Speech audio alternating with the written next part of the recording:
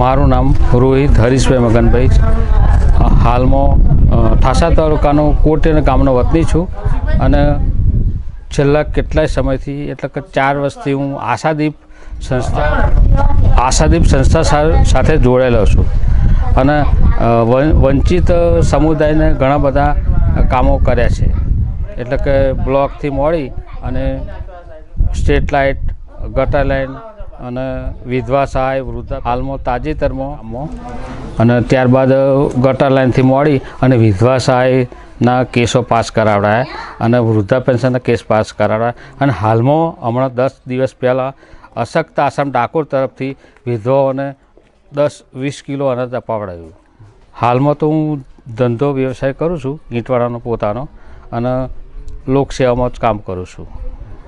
આશાદીપ સાથે મારા સારા સંબંધો છે અને હું એમાં જોડાયેલો છું. છેલ્લા 4 વર્ષથી હું એક સંસ્થામાં કામ કરું છું.